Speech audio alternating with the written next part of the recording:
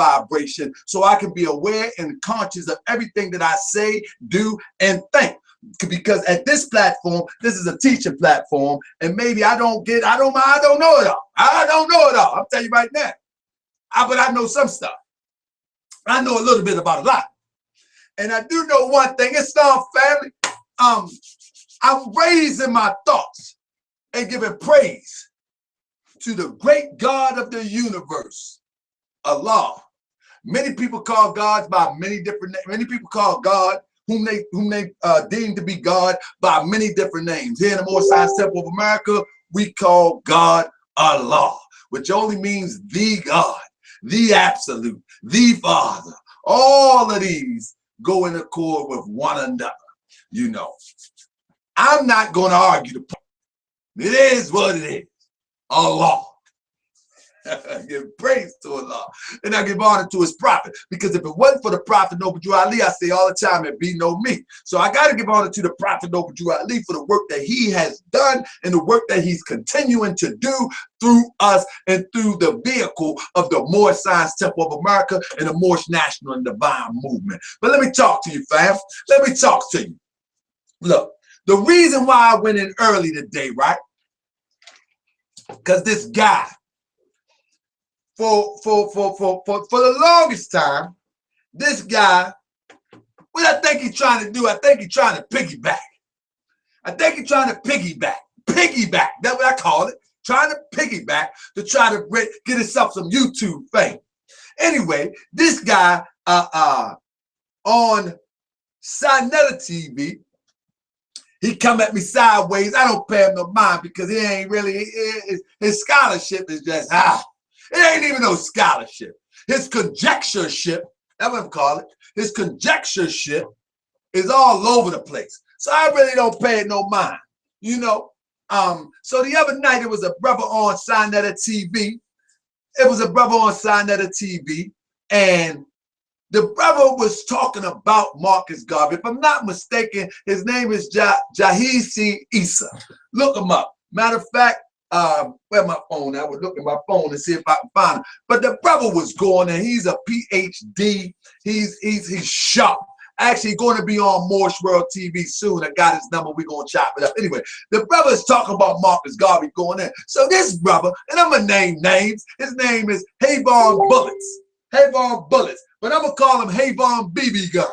Because the stuff that he talk is about as hard as a BB. You know what I mean? Matter of fact, Havon Spitballs. That's what it is. Havon Spitballs. Because those little things that he throwing at me, spitballs. Anyway, he come at the scholar that is talking about Marcus Garvey. He going in depth about Marcus Garvey. And this brother actually is trying to challenge the scholar as to the relation between Marcus Garvey and the Prophet Noble Drew Ali. Needless to say, the scholar shut him down. I keep. Oh, it's Mr. Esquire. Oh, that's Esquire. Anyway, I keep telling those YouTube scholars. That stuff don't work with real PhDs. You see, there was another scholar on that channel that came and was talking about the Moors. There was another scholar on this channel talking about the Moors. And another person tried to throw the monkey wrench in there. And this scholar basically says, sure, the Moors and the Kemites or the Moors and the Egyptians are the same people. Yeah, and it was documented. So if somebody disputed, I can pull it up and the scholar say. But what happened is somebody tried to throw a monkey wrench and try to say that the Moors enslaved and this, that, you know, that whole narrative. Whatever. Anyway, let me bring it home. So the brother Havon Bullets, he starts saying, he wanted to give me a challenge and say that did Noble Drew Ali support the going back to Africa with Marcus Garvey? Now, I'm not going to even address it right now because I want him to call in. I will give him a few minutes to stake his claim. Now, I should show the email because the email said, matter of fact, I said, bring your friend with you, because he had another friend that was, you know how they do. They try to come together. And I like to knock them down 3 and 4 at a time. So 2 ain't nothing. I like to knock, I need 3 and 4 nonsense guys, you know, to talk about the Prophet Noble Drew Ali. I need 3 or 4. Now you can talk about history. You can talk about how many dog heads on the body. You can talk about how much dung beetles roll doo-doo. You can talk about all that you want.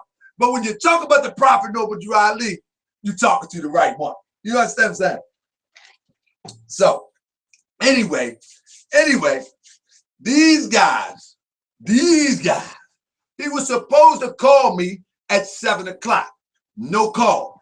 So I emailed him and said I'm going on at 7:30. As y'all know, I've been here since 7:30. No call. You know what I mean? But now he going Monday night quarterback. You don't get a second chance. You know, because I was gonna give you your chance so you can get your little views up on your channel. Because that's all you want to do for real. Because you don't know nothing about the Prophet Noble Drew Ali. And what you need to do and tell your friends and buddies to do, tune into Moorish World TV so you can learn about the Prophet Noble Drew Ali. If not just to learn about American history. He's a part of American history. Now go take that back. Put it in your pipe and smoke it. He's a part of our history. Take that back. Roll it in your L and smoke it. Prophet Noble Drew Ali is a part of world history.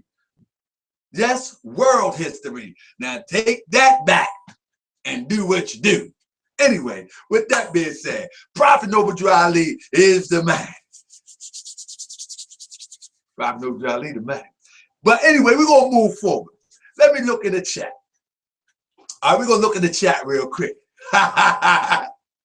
Hey, I'm feeling good, boys. I'm feeling good. Look, check this out.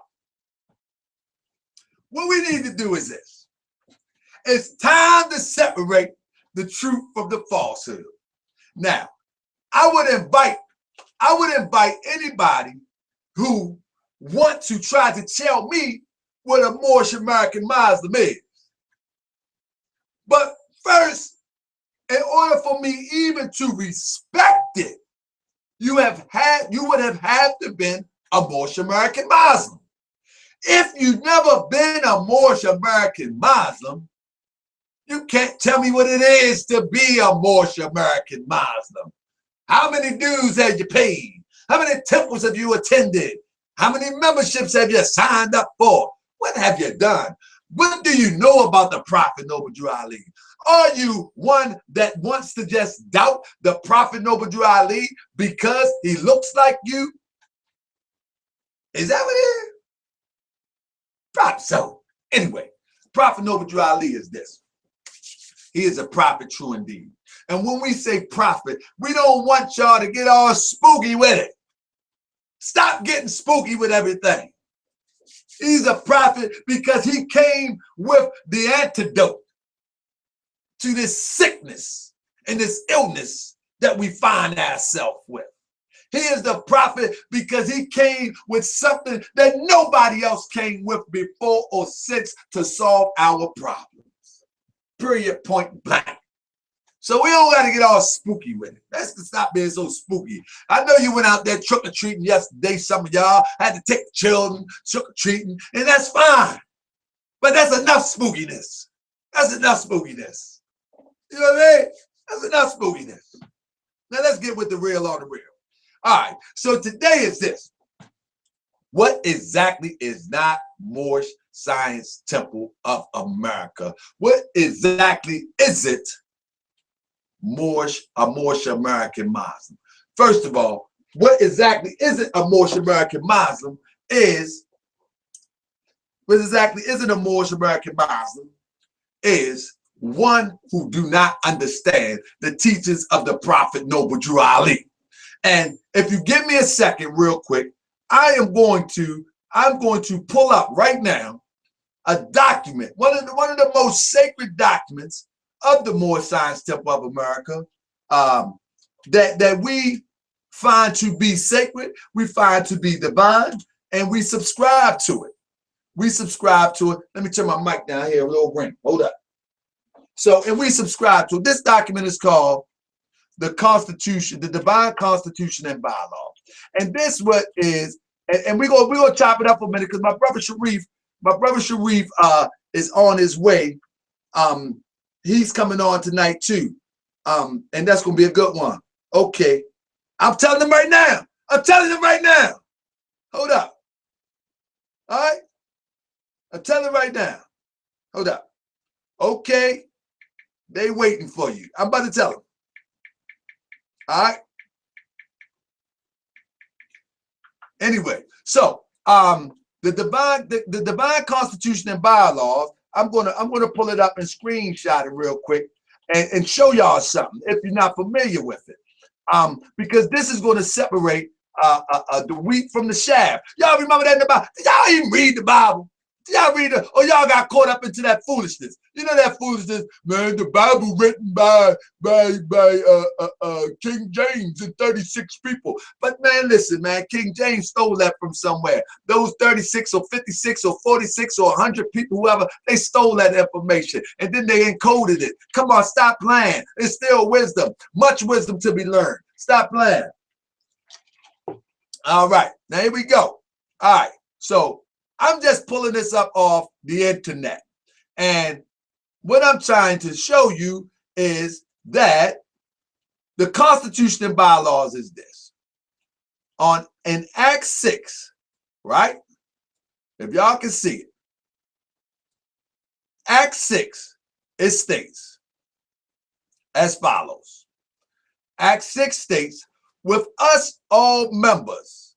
Who is the us? The us is the Moorish Science Temple of America. Let's go up to Act 5. I'm gonna dance around a little bit. Act 5. Right here. Act 5. This organization of the Moorish Science Temple of America. All right? All members must preserve these holy and divine laws. Love, truth, peace, freedom, and justice must be proclaimed and practiced by all members of the Moorish Science Temple of America. All right. All right. So what am I saying? What I'm saying is, when you say you are a Moorish American Muslim, first and foremost, you must proclaim your nationality. All right? Then you must teach people their nationality. It's saying we are teaching our people their nationality and their divine creed, that they may know that they are part and partial of this said government. We're going to get into all that in a minute. We're gonna get into all that in a minute. And my brother out here, I don't know how to say your name. What happened to the Moorish movies? Okay, hold on, brother. Sharif is on the way. You're going to ask him that in a minute. Okay.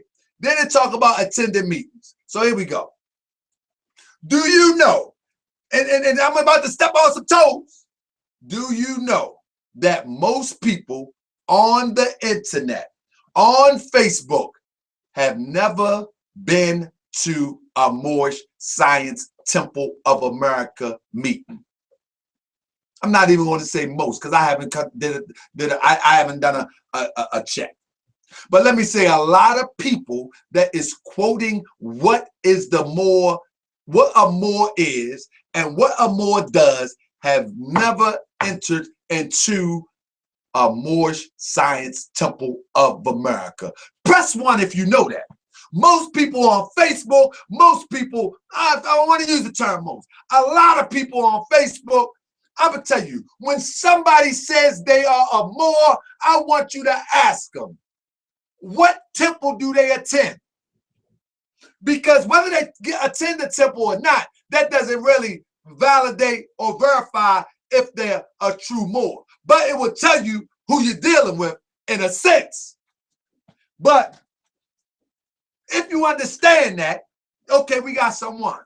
So you understand that most people that's talking more science that you hear have never, ever been to a temple. And if you have a problem with that, before you begin to argue with them, ask them, what temple do they attend?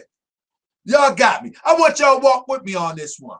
I want y'all to walk with me. I'm going to get back to this document in a minute, but I want y'all to walk with me. We're going to interact with this until my brother Sharif come back. Again, now press 2 if you understand me. Before you engage anybody about Moorish science, would you please ask them what temple are they a part of and what grand body? It doesn't matter what grand body.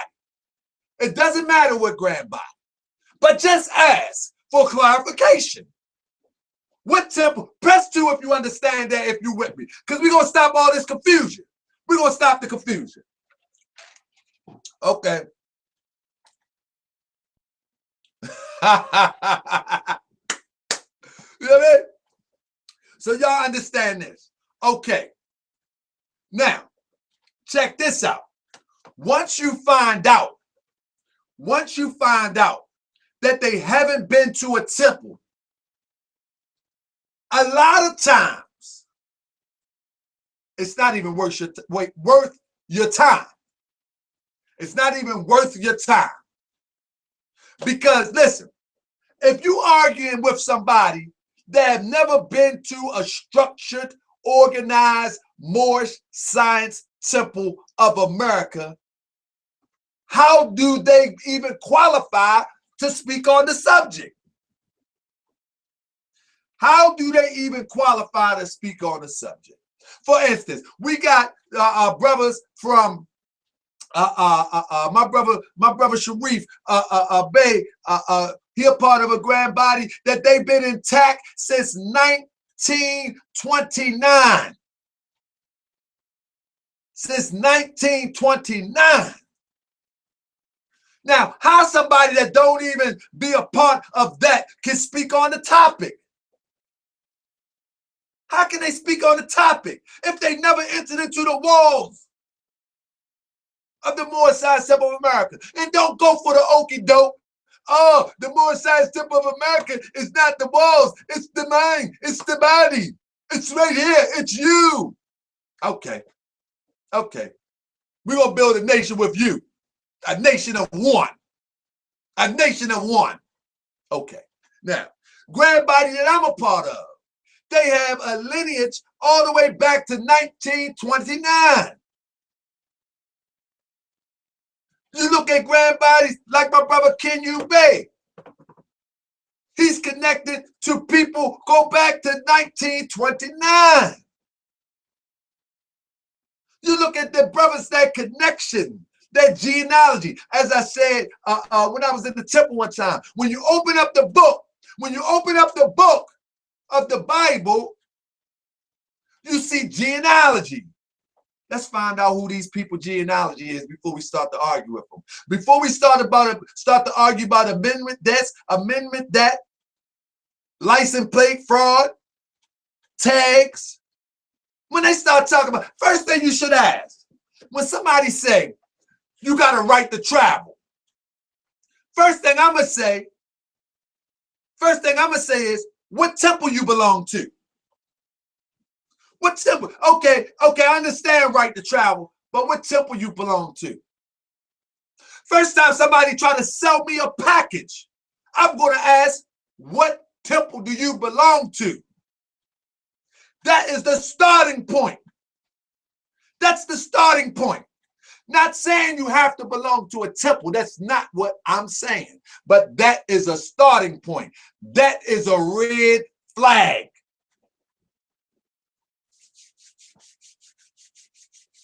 That's a red flag. That's the starting point. Secondly, once you find out that they don't belong to an organized Moorish Science Temple of America, everything they say, you're going to have to be careful with. But the second question after that, you should ask, who do you affiliate yourself with?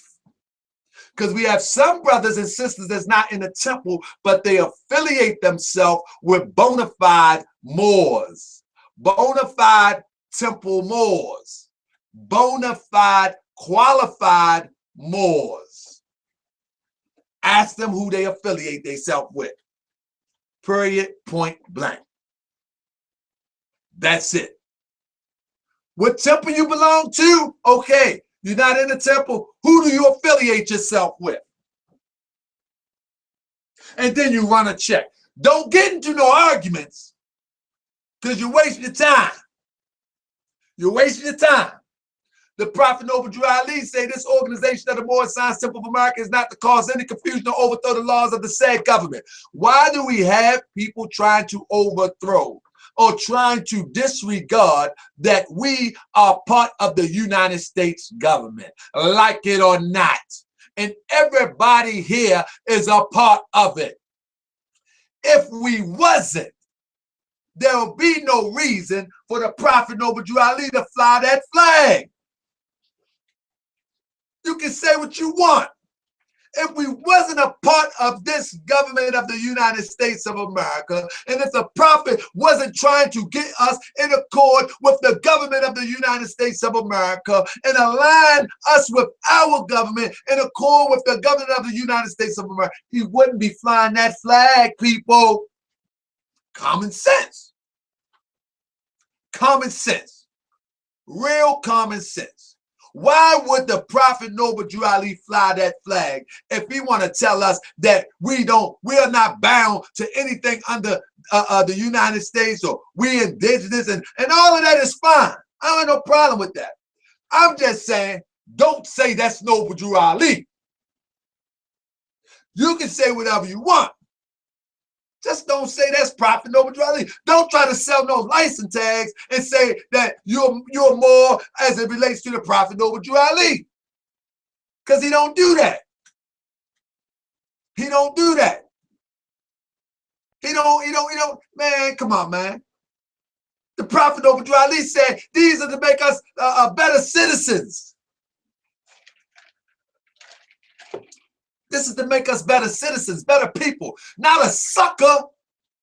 Not a sucker. See, I think y'all get mixed up with being a law abider with being a sucker because you've been an outlaw so long.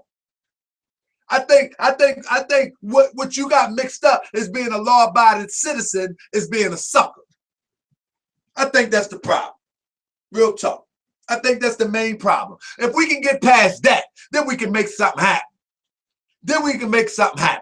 You know, because the moment that we begin to think that obeying a law is being a sucker, we done lost our mind. We done lost our mind when we think that. This is real talk. And the reason why I'm having this conversation, because we having people out there misrepresenting our Prophet Noble Drew Ali. Every person in the Fed is not a more of the teachers of the Prophet Noble Drew Ali. I'm telling you. Every sister in the turban is not a more within the body and the teachers of the Prophet Noble Drew Ali. There's certain things that the Prophet Noble Drew Ali do not perpetuate. 1, overthrowing the government. 2, saying that we're not a part of this government. 3, acting as if we some sovereign group and that we must not obey and follow the laws in which we find ourselves under.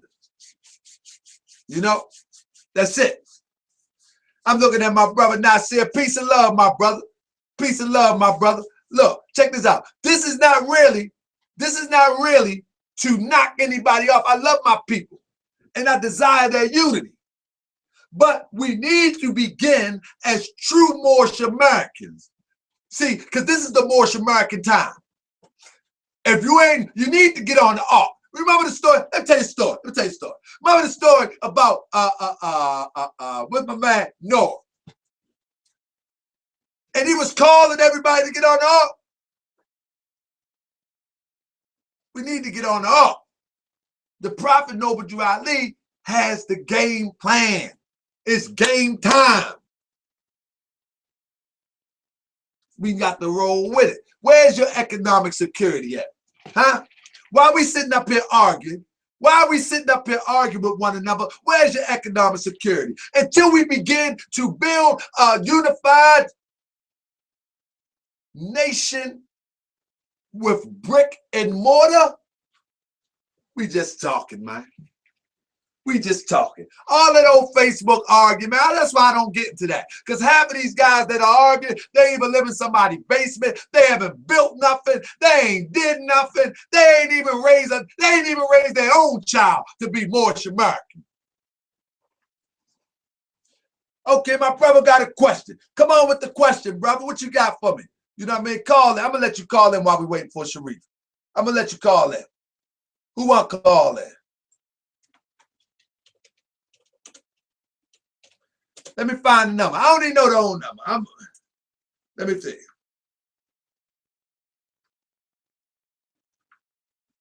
Let me see.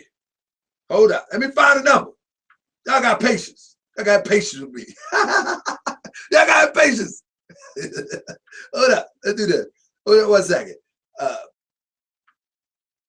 going to find this number. Okay.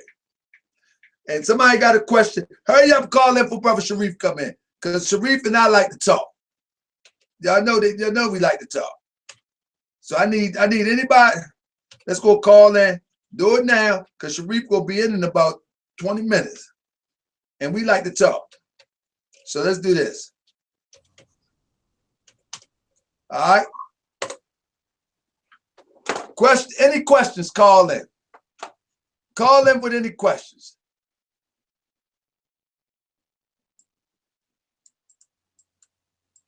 All right. I'm getting ready. Hold up. Call it. There you go. Y'all done messed up. I told you call in before he get up in here. I told you. Me and Sharif like to talk. They say that brother yells too much. Praise the Lord, Brother Sharif. I just told them. They say, where's Sharif? I said, y'all got to wait a minute. Y'all got to wait a minute. I said, call him before Brother Sharif come in, because Brother Sharif like to talk, and I like to talk. So y'all better call it down. Look, so Brother Sharif, let me update you real quick. Let me say, hurry up, so we can move on. So Brother Sharif, as I was saying that it was a brother named Havon Bullets that's always want to antagonize and talk crazy. I mean, you know what I mean? No common sense knowledge. Like, I don't even care if you disagree with me as it relates to more science. But make sense when you disagree. That's all I ask. Just make sense. And we can have a conversation. But if you don't make sense, we really can't have a conversation. It's hard to entertain that.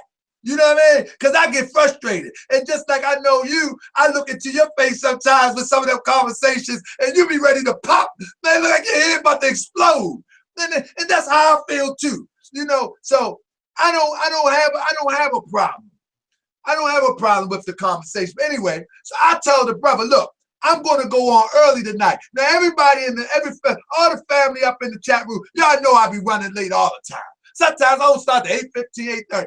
I was in there at 7:15, 7:30 waiting for the brother to call. The brother never called. The brother never called because he don't want to stand on his point. You know what I mean? So from this point on, all bets is off. Oh, I no more rap. Matter of fact, anytime I'm on the platform, if you comment, I'm gonna act like you. I'm gonna hold my breath till you disappear. Remember little children used there? I'm gonna just hold my breath till you disappear. I ain't got no more rap. That's it. But anyway, so we moving on, my brother. We're moving on, my brother. I'm looking at the chat. The chat is looking good. And what we talking about today is what is not a Moorish American Muslim. I've covered so far that what is a Moorish American Muslim is those that subscribe to the laws and the teachings of the Prophet Noble Drew Ali. You know, the Prophet Noble Drew Ali would not in no way wave this flag if he didn't want us to be a part of this system. It doesn't make sense to me. The part and partial.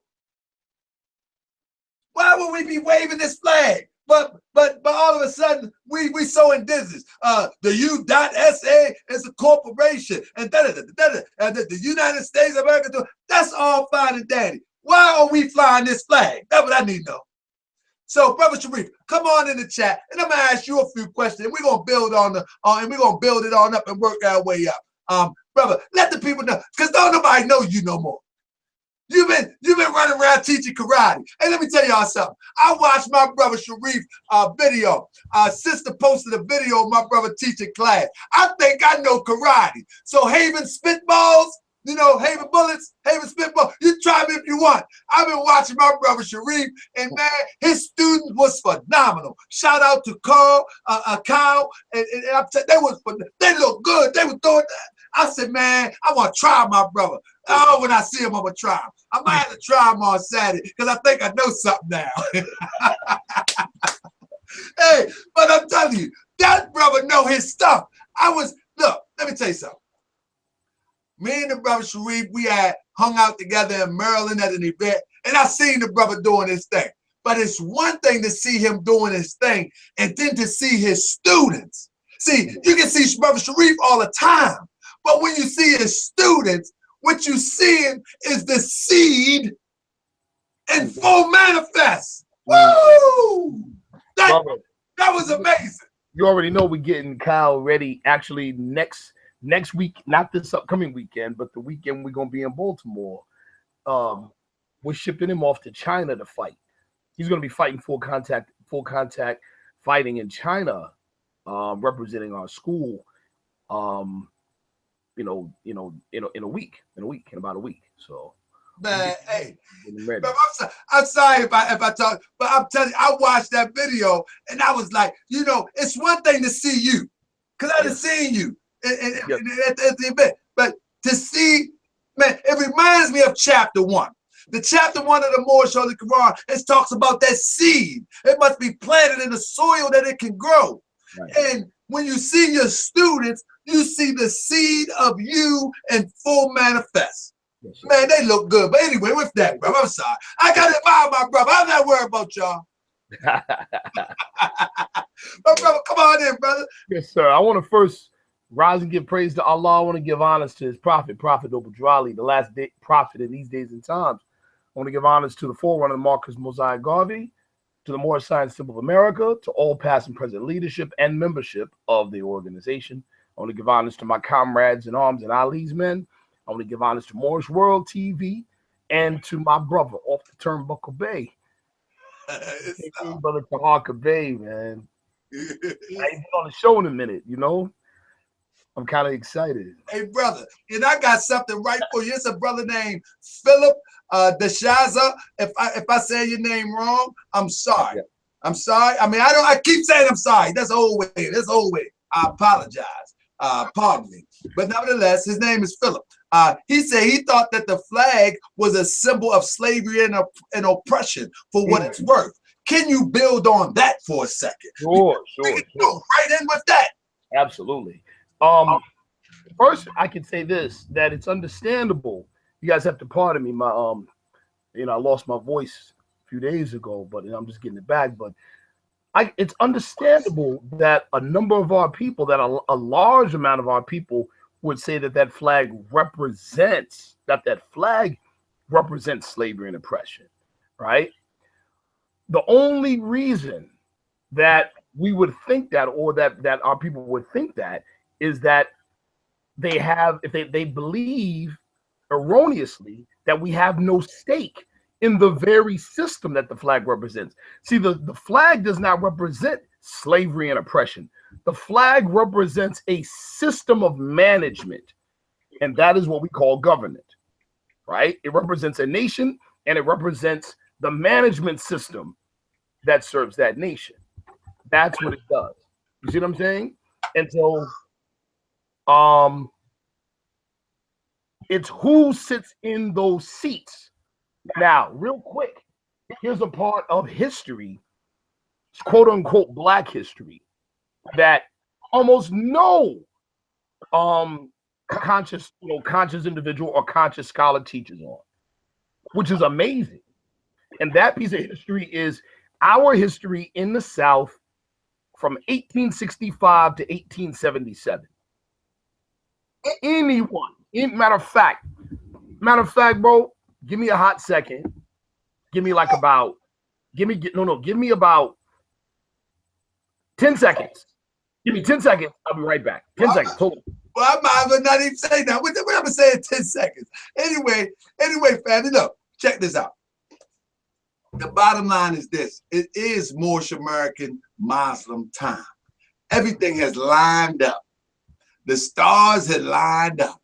So you better get with it. You know, get with it. I mean, listen, I think people think being a Moorish American Muslim is all about some deep religious, crazy, orthodox affiliation. It's actually just being yourself. My brother back. Come on, my brother. Whoa. Yeah, it's actually about you being you. Your natural you. Not your natural you. The fez, the turban, it's all a part of you. However, we understand, and the prophet understood, that you have an American experience. So you may not have the fez or the turban on every day. We would love to get to the point where we are back to that. But our prophet was so intelligent by the will of Allah. He understood this. That's why when you see him in the picture in Cuba, he didn't have a fez on. But he was holding our flags. See, a picture says something. I think our people has been so overburdened with religion that soon as you hear, let me take that back. I think our people have been overburdened what they thought was religion. That when you see something that even sounds close to what you think is religion, you run from it. You run from it. And we need to understand that when, and I like to use the European Jew, and I'm gonna call him the European Jew. I like to use him as an example, just for the sake of what the point that I'm trying to make. The European Jew, he wakes up as a European Jew. He goes to work as a European Jew, whether yarmulke on or not. He goes home, he eats his European Jewish food, kisses his European Jewish wife, put his European children, Jewish children to bed. He never screams out, "I'm a Polish Jew." He never runs around. Polish Jews are sovereign. Although we were imported after the Holocaust, our nationality is intact. Whatever that argument may be, I'm just making I'm just trying to give an example of how other groups of people are not caught up in the things that, why are we so caught up? Why are we so caught up? Why can't we just get the work done? I'm gonna tell y'all something. Yes, sir, my brother. Yeah, I mean, that's powerful. Apologies, my connection was a little crazy, right. But that's a powerful point. You and I were talking about this before, and I mentioned it in a recent public event where I spoke. You see two Germans come together, two German people of German nationality. They don't sit and talk for hours about the glory days of Rome. I'm not Rome, I'm sorry, of Germany. They don't do that. They say, "Oh, you're German, I'm German. Let's get this paper. Let's improve our social and economic condition. Let's secure the future for our posterity." That's what they do, period. What happens with us, and I'm including us when I say conscious community, I'm including a lot of Moorish Americans too. But in the conscious community, all we good for is a conscious conversation. That's it. As soon as you start talking about investment, as soon as you start talking about put your money on the wood, as soon as we start talking about the two things, love and trust, as soon as we start talking about that, that's when you start, that's when you lose everybody.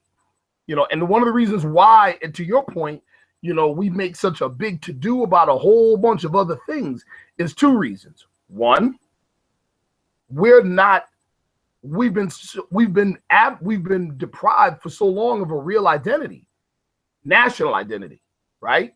That we don't understand the significance of it, or we don't understand the importance of it. Two, all this, I'm this and I'm that, I'm indigenous, I'm sovereign, I'm blah, blah, blah, all that other stuff. Man, that's just psychological and emotional medicine to put on the wounds that we all have that we're still suffering from. That's all that is. It's feel-good stuff. That's all it is. That is feel-good stuff. And we need to get away from that. I want to say this before you go forward, because I think you already demonstrated something. I know it's coming. But before you go forward, this is what I want to do. Hey, family, I don't know how many people are in the chat right now, but I'm about to put up a GoFundMe. And I'm telling you, it is what it is. I'm about to put up a GoFundMe. I seen a building. Matter of fact, I'm going to show it to you. Y'all going to get the first glimpse of it.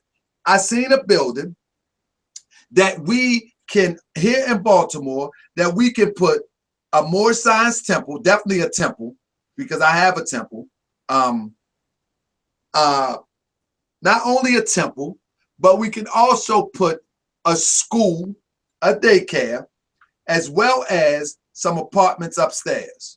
And those apartments will be for when Moorish brothers and sisters come to town, that they will have some place to go besides some raggedy or even upscale hotel giving somebody our money. So I'm going to show it to you real quick. So this is the building right here, right on the end. Let me see. Okay. I'm going to show it to you real quick. Tell me if you see it. I'm going to show it to you real quick. Hold up.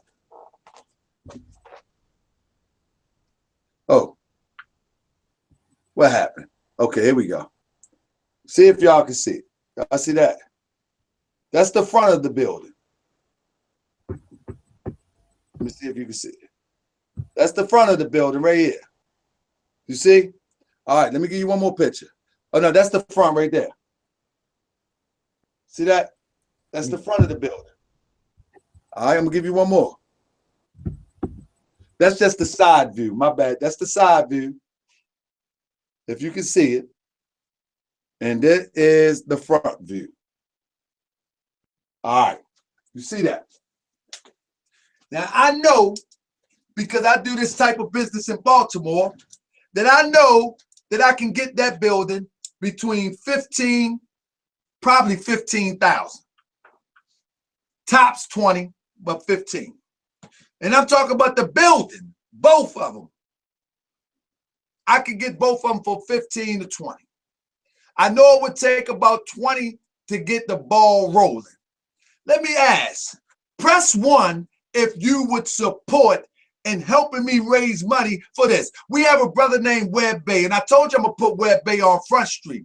Webb Bey would be able to establish a curriculum for school there. I'm that confident. Press 1 if you will be in support to help me raise, because this is going to be the model of what we're going to do around the country. You know, I'm asking, if I put up a GoFundMe, would you all help and support this? If you see the cast outside of this live stream, I want you to say something to indicate that it's even worth my while. I do the work myself. This is why I know people in Baltimore. This is why I can get it so cheap. I know people. I've been doing this for 10 years. I can get materials way below value, way below, you know. So I'm just saying is, I have a brother in Ali's Men, and I told you we got people in Ali's Men. I have a brother that's a teacher. He can help put a charter school together, a Moorish school together with a phone call. We can put our own daycare. You see, this is the building I'm talking about. I'm not doing it for me. I'm telling you, I'm okay. We got to do it for our future children. So I'm just asking if, oh, I see, how much money can I put? Hey, man, we just taking everything until we can get at least about 50, and this ain't no 50,000 for no van. And I'm not throwing shade. Who needs a $50,000 van for some news? And I ain't really throwing no shade. I'm just saying we need schools. We have another brother that's trying to get $2 million for academies. I'm saying 50,000. We can get things popped. We can get it popped. It might take a little longer to get the school active, but we can get the building. We can get everything set up, ready to go. If we got to go to the people again so we can establish and get the curriculum and get all the permits and all the things that we need to pay the teachers, we'll cross that bridge when we get to it. But we can start the building next summer. You know what I mean? I'm saying, man, we can do this, man. It's not hard. You know, while we sitting up there arguing about who's sovereign, we talk about, I mean, if you're really sovereign, where your own school at? If you're sovereign, where is your school? Show me sovereign, where is your school? If you're really indigenous, where is your school? We need schools, man. But with that said, my brother Sharif is here, and he's ready to go in. And I just wanted to ask that because it's time for us to start building. Nobody is going to respect us if we haven't built nothing. We can call ourselves Moorish American all we want. Until we build something tangible that's worthy of respect, nobody will respect us.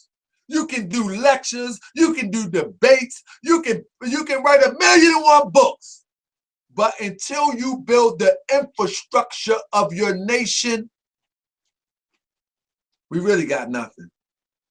It's time to build the infrastructure. But my brother Sharif, let's go, my brother. Yes, sir. Yes, sir. So the where I was at about the flag and asking the brother's question about the flag, the celebrated Star Spangled Banner. See, a big part of, and I'll just start it with this. I mean, this is a show in and of itself, answering this question. But I'll just start it with this. The number one reason why we believe that it represents slavery and oppression, which is an effect of a certain way of governing, right? The reason why we believe that is because we feel we don't have any stake in the actual governing system. You see what I'm saying? And so generations later, that they put the chain on and tied him down with the chain in the very beginning when he was a baby. By the time he's older, they just put a rope on him. He could easily break the rope, but he never tries because he's been convinced not to try. So that's where we are with political disenfranchisement. But my point is, there's a very, very, very important and crucial part of our history, what some people may call Black history, that is not taught. And it's the strangest thing that this is not taught, you know, by anybody in the so-called conscious community. You know, it's barely taught even in Moorish circles. And so here's one book you can get. I put this book up before, but I urge you all to get it. Why? Because it's all about you. Learn about yourself. This book is written by a professor named Douglas Egerton from Lemoyne College, right here in Syracuse, New York. The book is called The Wars of Reconstruction. It is all about, okay, when you read this book and then get another book. Get this book right here by Paul Ortiz. The book is called Emancipation Betrayed. This book, again, all about you. When you get these two books, it'll lead you to other books and other sources. But these two alone will demonstrate that our people have as much, if not in many respects, more stake in that flag. And more importantly, in the system that the flag represents. You understand? You know, let me, here it is. Again, there's a whole lot I could say, but I'm just going to throw this out there, right? The whole purpose of the KKK, the whole real objective of so-called racism in America, here it is, people, is to keep you and me from actively engaging in and participating in the political process and the governmental function to access government to change our own condition like any other civilized group in America has done. That is the sole and express purpose of the KKK. That is the sole and express purpose of so-called racism. That's what it is right there. So even if you still feel that this is not ours or we have no stake in it, understand that your oppressor doesn't feel that way. Your oppressor is working day and night to keep you from participating. So why would you agree with and work with your oppressor? In other words, the most wildest radical thing you can do is not throw a brick or fire a bullet. It's pull that ballot lever in an intelligent and organized fashion. That is the number one thing that the oppression is scared of, period. With that, I say peace. Peace. More, I want to ask you a question. More, you know, I watch a lot of stuff going on, and I notice how everybody try to get out of paying a little tax at the store. Yeah. I see these videos and they walk around and they my problem with it is not, man, come on, get your come up. That ain't my thing. But that's your come up, that's your come up. But they portray it as because we're Moorish, we are afforded this. And so I watch these videos and I see they go into the store to an unsuspecting clerk. And they show them this little number and they don't pay taxes. They save $5 here, $7 here, $3 here. Say, look, see, I don't pay no taxes. I'm trying to teach y'all something. More. Right. Is that a part of more science in your opinion? Not even close. I just took a quick peek into the chat. I saw my brother Ishmael Bey in the chat. Brother Islam, bro. Peace, bro. The reason why I'm bringing Ishmael up is because Ishmael was there with me. We were with each other when, and I'm talking 1992. All right, I'm giving you a date. Yeah. Some of you watching right now. Some of you watching right now were in the single digits in age in 1992. It's just keeping a buck. In 1992, my brother Sovereign Bey, aka Forrest Webb, Original Rock Steady, myself, brother Ishmael Bey, would be at Kinko's. At that time at Syracuse University, it was one on Syracuse University. We would be at Kinko's creating and printing and laminating our own so-called sovereign tax-free IDs. And would go right next door to the store and buy something to test it out. We did that back in 1992. And just because we got the clerk on the other end to be like, oh, sure, I'll give you tax exemption status, we thought we were exercising birthright. We thought that that was just amazing. We thought that that was what the whole movement was all about. We thought that we were banging on oppression. Let me tell you, man. Let me show you what fixed that. Right? Brother Sharif, real quick, let me tell you something. Yes, sir. I want y'all to share this video if you can. Please share this video if you can, because people need to know what is Moorish and what is not.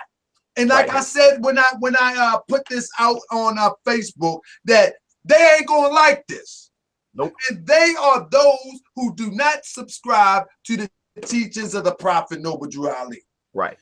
I'm not trying to knock your hustle. Right. I'm not baller blocking. That ain't what I do. Right. But what I will do is separate truth from fact. Correct. I mean fact from fiction. I said truth from fact. But fact from error. Right. And we want to separate what is Prophet Noble Drew Ali. So if y'all want to do this for me, please share this. Because I want people to know that being a true Moorish American Muslim does have benefits, and it's not saving $5 from an unsuspecting Rite Aid clerk or Walmart clerk or wherever you go and say that you're tax exempt. That's not the come up. But come on, my brother. Trust me, it's not the come up. You know, we've done that. Brother Ishmael, Brother Ishmael Bey and I were together, running up in courtrooms, all that crazy stuff you hear these guys talk about 20 some odd years later, 30 years later. We did that back in 1992, 1993. Real talk. Flashing affidavits with no license. He already know, man. I can tell you stories. The point being, let me tell you about that tax thing, though, with the tax ID nonsense, right? I'll tell you what fixed us on that whole thing. Went to a store one day, arguing with the man about, nah, it's my birthright. I don't pay tax on my own land, blah, blah, blah, blah, blah. You know what the man said? He said, you know what? Okay, fine. Get out my store. I don't got to sell you nothing. Now beat it. You don't got to pay tax. I don't got to sell you. Now get out my store. Just that simple. And I was just like, wow. And then it made me think about it. It's like, wait a minute. This is business. I'm not exercising no law. We're talking about private business here. We're talking about commerce. And the Moors, our forefathers, were the masters of commerce and trade. How in the world do I not understand that? You know what I'm saying? And so that made me take a second look and say, wow, okay, here's another example, people. You got the whole, well, I don't pay taxes, I don't have a license, and this, that, and the third. And I'm not paying property tax, I'm not paying any kind of other tax, right? And then say, well, because on my land is my birthright, and I don't pay on my own land, right? Okay. Now, the question becomes, how are the roads, right? The streets, infrastructure, hospitals, all of the schools, how are these things maintained? And if you cannot answer that question, don't let us catch you running around talking about what it takes to run a government. Government is management, people. Don't run around talking that birthright this and birthright that, and I don't pay no taxes. But then turn around and say you know how to run government. Get out of here with that. Get out of here with that. Because we know, brother, you own a business, Brother Talker Bay. Absolutely. So you already know. And you're a homeowner. So you already know. See, any of these dudes running that birthright craziness ain't ever owned nothing. You understand? They ain't had no. That's just for real. I slipped up on my taxes one time on my business, and I went straight and paid it back because I ain't want no trouble. Trouble. You know what I mean? But I'm gonna say this: do these guys that teach this thing, do they realize that if the Prophet Noble Drew Ali or members of the Moorish Temple of America didn't pay taxes because they had an income tax in 1913? Right. Do they know that if they didn't pay taxes in any shape or form, because the way that they was coming up, they were a target? Facts. Why don't we hear any of them being incarcerated for income tax fraud or evasion? They had tons of businesses. Well, there's exactly. They would have been a target. A target. Here it is, people. When you got 3,000 people and you got all of these businesses. Right. Prophet Noble Drew Ali and the Moorish Temple had businesses. And they levied taxes against income tax. 1890 during the Civil War, 1930, 13 it became permanent. Right. Why we don't hear a story? You know why? Because it was a part and partial. Come on, my brother. Exactly, brother. See, here's what people don't get. The public roads, they don't even understand what that means. See, here's the thing. Let's take it. Here we go. Hold on. Let's say, for all intents and purposes, you sovereign. You're the sovereign. That means you have birthright, as you would put it, as we used to put it. You have birthright authority over the land, right? Now, here's the next question. If you have birthright authority over the land and you're the sovereign, whose responsibility is the upkeep of the public highways? Whose responsibility? You see know what I'm saying? And brother, I love to touch on stuff like this because everybody has to poop. Right. How is that poop shipped from your house? Right. How? Magically just disappear. Right. Who built the plant, the poop plant? Right. Where that money come from? Right. Who maintained the poop plant so we don't go back into the Black Plague? Right. See, that's the whole thing, Mo. These this is crazy. These very same people talking, and I love these brothers. I used to think the same way. So I'm not, talking reckless. But I mean, I had to have as some people would say, I had to have a come to Jesus moment. We had to have a come to Drew Ali moment and be like, okay, hold on now. Who am I fooling? Because if we follow that line of logic and say, you know what, I don't got to pay no taxes because I'm sovereign, this, that, and the third, word is bond. If we all thought that and acted on it, and the European said, you know what, you're right. Yo, do you understand what would happen if the European said, you know what, you're right, you're the sovereign, we backing away.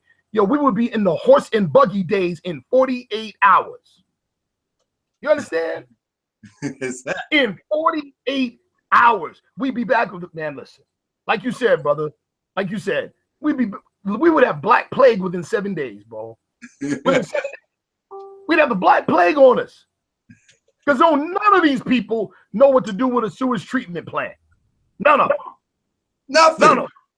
Listen, let me tell you. And the reason why I bring stuff up like that, because we take all this stuff for granted. We take that, we get in our car, we ride on the road, we take it for granted. We don't realize that if there was no roads, well, man, we'd be so raggedy with cars, man, riding on gravel. Crazy.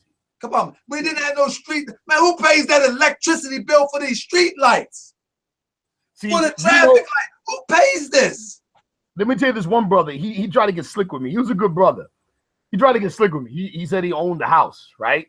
Right. And he's like, well, the whole mortgage is really me paying rent on a property I already own, and that's illegal, and blah, blah, blah. I already know. We dealt with that stuff years ago. So I said, okay, brother, what's your question? Well, how can I, deal with them? I'm dealing with them in court right now. I want some ideas on how to defend my property. I said, easy, pay the mortgage. He was like, nah, brother, but I already own the house. And I'm like, listen, bro. Then he ran this one on me. He said, but the mortgage company never loaned me money because constitutional money is gold and silver coin, according to the legal tender clause in the Constitution of the United States, right?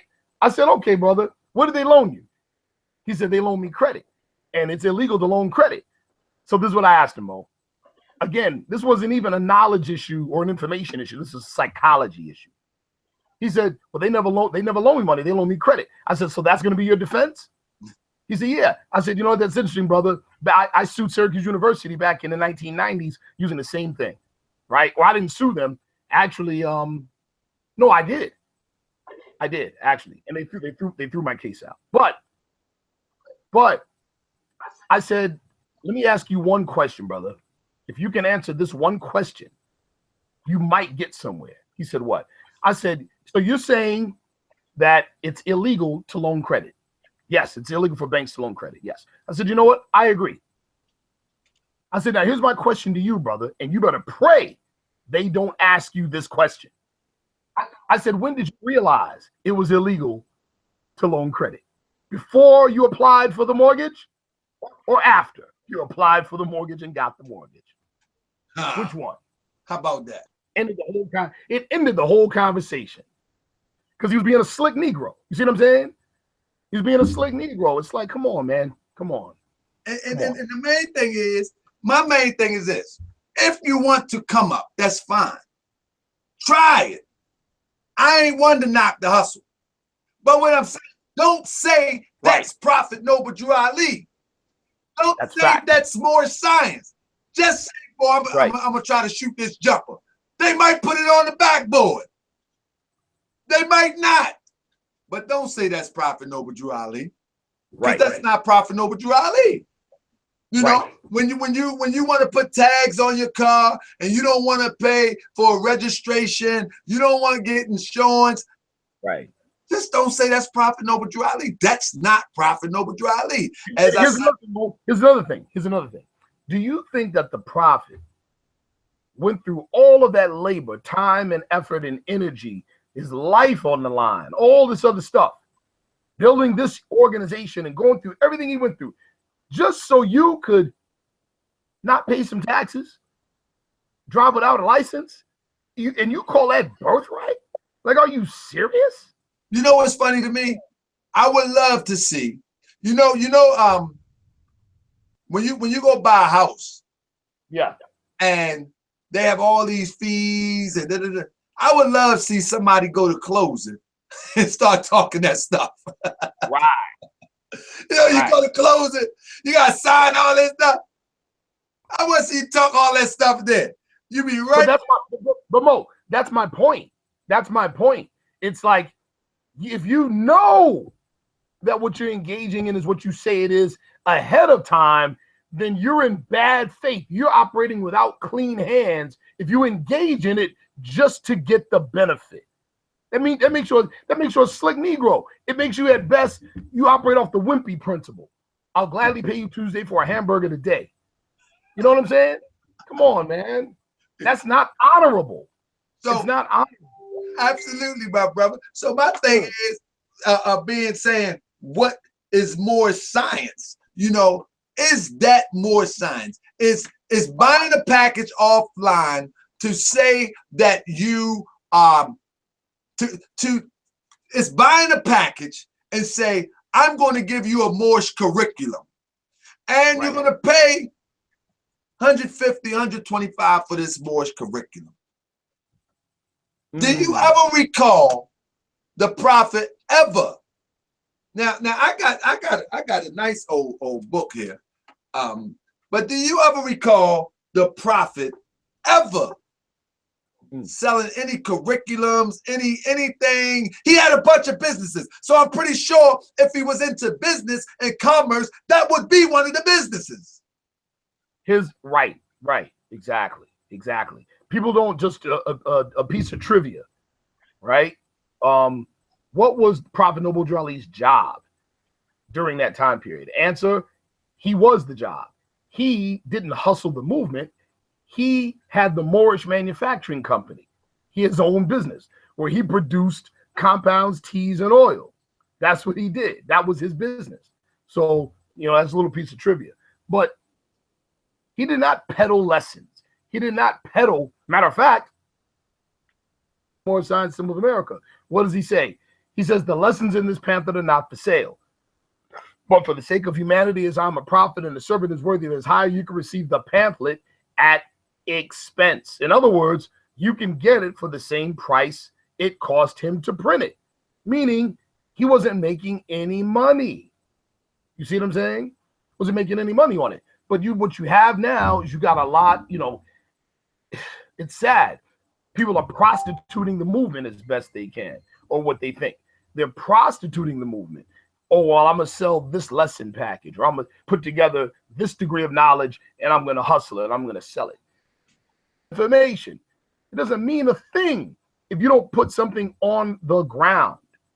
You know what I'm saying? If you don't put something on the ground, the Prophet, as the brother just mentioned, as you mentioned earlier, brother, it was a requirement that every temple in the Moorish Science Temple of America at that time period had a business attached to it. So the temple ran that business. What did that mean? It meant that the day-to-day financial operations or obligations of the temple did not fall directly on the members. That's what it meant. That's number one. Number two, what did it mean? It meant that the temple could employ its members. That's what it meant. Number three, what did that mean? That meant that the members could gain gainful employment and take care of their families just by being a member of the Moorish Science Temple of America. What did that mean? That meant sisters, you could find a real husband that will take care of his obligations. That's right. In the Moorish Science Temple of America. That's right, my brother. What it meant. You build families. Family is the cornerstone of the nation. Not hustling information on the internet. Come on. Brother, I gotta definitely send out the word to get you this book. I'm pretty sure you probably got this book everywhere, scattered all over the place in your records.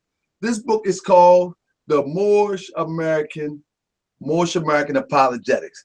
This is from the Grand Governor of Maryland, which Supreme Grand Governor of Maryland, our grand body, Brother R. Edwards Ill.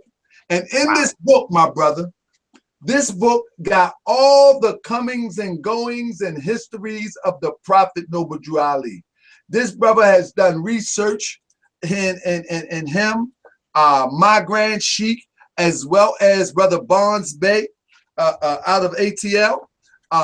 This is over 20 years of research, more than 20 years of research of the comings and goings of the Prophet Noble Drew Ali.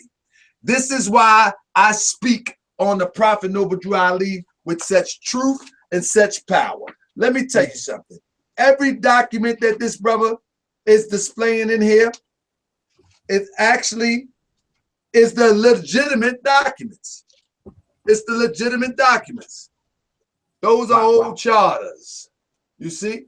Those are old charters. This is a document from 1939. You see? It's a document from 1939. He has all these newspaper clippings, articles. The Prophet was the pop star of his time. He was as famous as Barack Obama as his time in Southside Chicago. When Barack was on his come up, how popular he was, how eloquent he was when he was speaking, he was the man. Barack Obama, that is. Well, in the 1920s, Prophet Noble Drew Ali was too. Somebody tried to hide it from you. However, all it was ill, and the brothers dug it up. They dug it up. This right here is talking about the prophet at Detroit. He went to Detroit. Why am I showing you all this? Because I'm telling you that all the comings and goings of the Prophet Noble Drew Ali, not one time can I find that he subscribed to the sovereign ideal. What I'm saying is this: any sort of sovereign ideal, any sort, sovereign of any kind, I don't see it. And what I mean of any kind, trying to separate himself from the Constitution of the United States of America. That's what I'm talking about. I can't find it. I can't find him being even questioned about poor business practices as it relates to taxes. Right. Can't find it. You know that if it was happening, right, it would have been a problem because he was that popular. Not only the Moorish God that was owned and operated by the Moorish Science Temple of America was reporting these stories. The biggest newspaper in Chicago was reporting stories on the Prophet Noble Drew Ali, and they referred to him as the Prophet. Brother, here's another piece too. 1938 to 1942, right? This was a very tumultuous time for the Moorish Science Temple of America and for the Nation of Islam. That time period, 38 to 42. Why? Because U.S. intelligence at that time, Army intelligence, knew that there was ultra-nationalist Japanese movement inside America that was using our organizations, or attempting to infiltrate our organizations, to develop a fifth column of resistance against the Allies prior to World War II. Right? This is known as history. And during that time period, a number of people in the Moorish Science, matter of fact, the Moorish Science Temple of America was under watch. and under investigation, right? And this was by the House Committee of Un-American Activities. A number of former members were pulled in to testify as a result of this investigation. Of course, at the end of the investigation, it was found that the Moorish Science Temple of America was not un-American and was not supporting the Japanese against the United States or the Allies. But the point being, to your point, is that had the Moorish Science Temple of America subscribed to any of this other craziness that actually comes from Europeans, it doesn't come from the movement. It comes from Europeans, right? Had the Moorish Science Temple of America subscribed to any of that stuff, we wouldn't be around today. It's just that simple. We wouldn't be around. Exactly. And like I say, I would want somebody, I mean, intelligently, you can actually call in and make your point. I encourage to call in and to make your point as what you may think is more science, whether right or wrong or indifference. We need to begin to define what is more science. Right. We need to begin to define, and it's not to battle with anybody, because I don't do that. Right. But we need to know what the Prophet Noble Drew Ali did and what he didn't do. Right. Anything I say that he did, I can show you that he did it. I can show you how it can be done and should be done and will be done in our time, like it or not. That's right. I can show it. Matter of fact, in my personal life, I demonstrate it every day. Right. And I'm not talking about demonstrating every day, hooping and hollering, Islam, peace and love more, praise Allah. I'm not talking about that. I'm talking about I pay my bills by functioning within the mental capacity of Moorish science. Again, like I want to emphasize again that, you know, people like, you know, to use an often used term in a conscious community referring to the system as the matrix, right? People have no idea how deep the matrix is, man. They have no idea. You know, if you were to tell most of our conscious brothers and sisters that their method of banging on the beast actually aids and assists in their oppression, they'd say you were crazy. You know what I'm saying? They would say you're crazy. They think, you know, the whole getting away from the government system, breaking yourself away, you know, tearing yourself away from the system itself is what is advocated or what is necessary, right?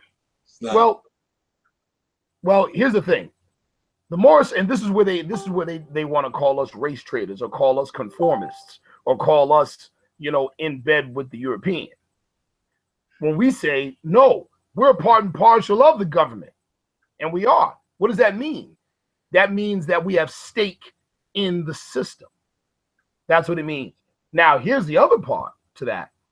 It just so happens that history agrees with us. It does not agree with the separatists. It agrees with us.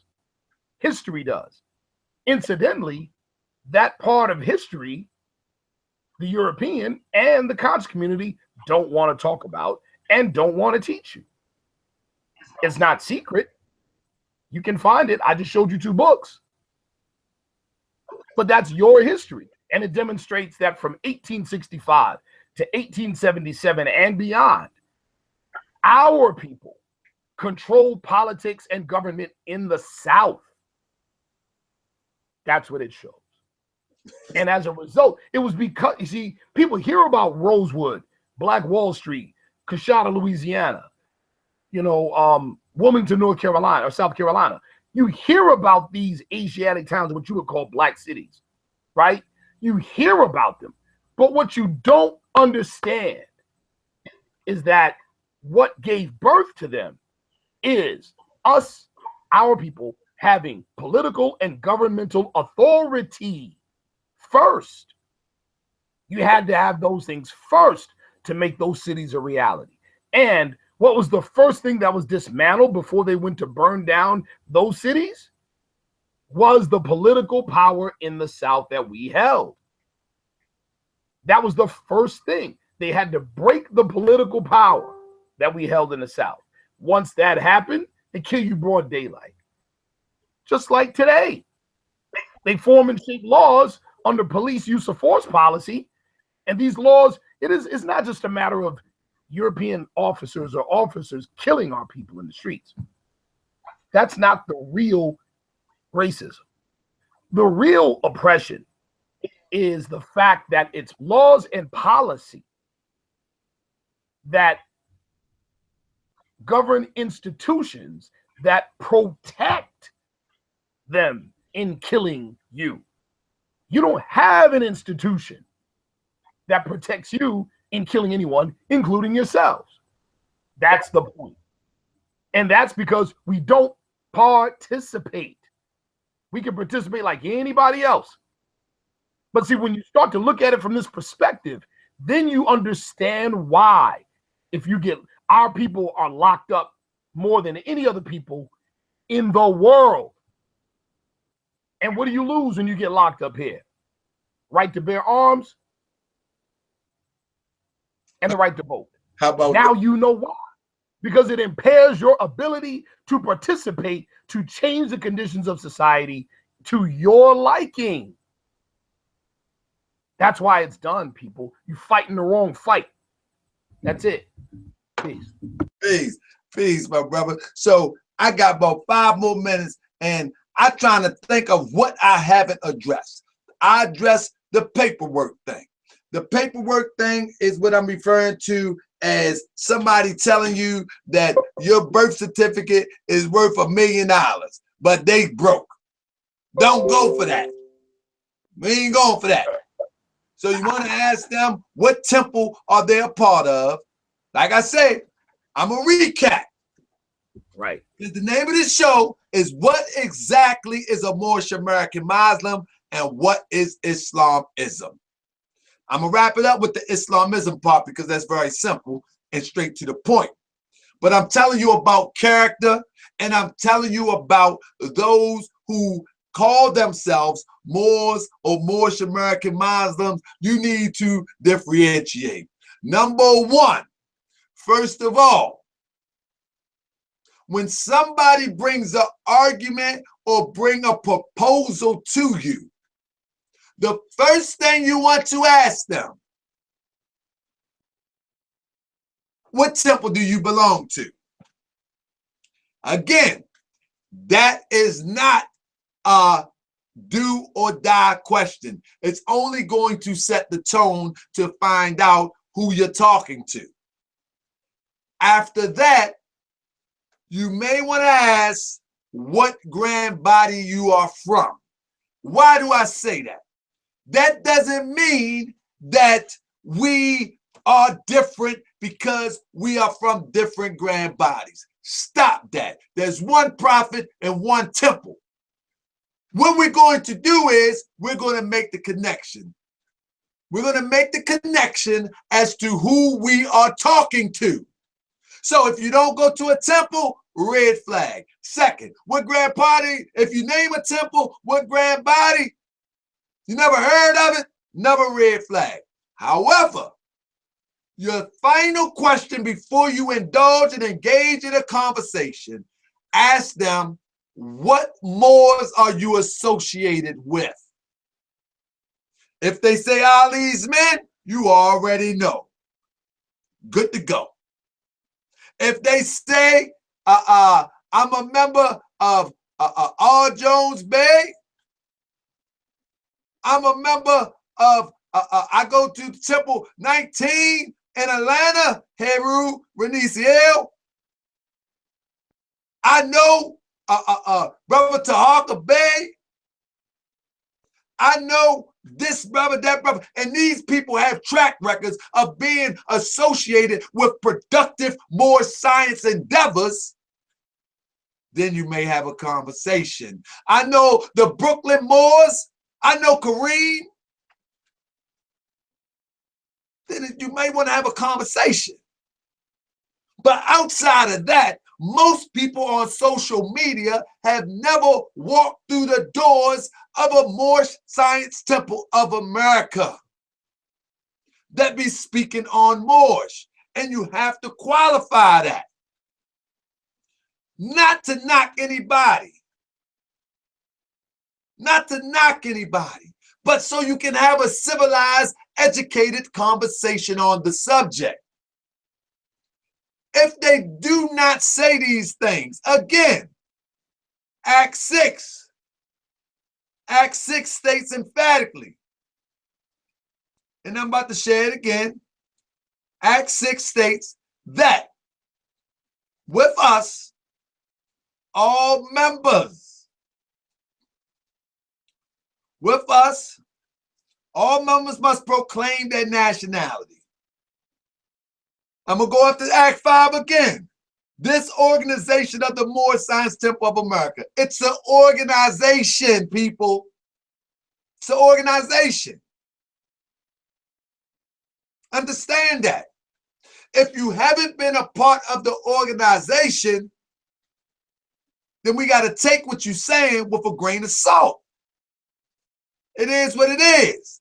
If you haven't been associated with bona fide, respected Moorish American scholars, Moorish American members, Moorish Science Temple of America members, it's going to be a little bit sketchy messing with you. Because we ain't going to go back and forth no more about you selling me a birth certificate. I'm selling my birth certificate for $1 million. We don't have time for that. Why are we trying to separate the difference? Why are we trying to separate the difference? The reason why we're trying to separate and make the distinction is this. Because it's time to build. It's Moorish American time to build.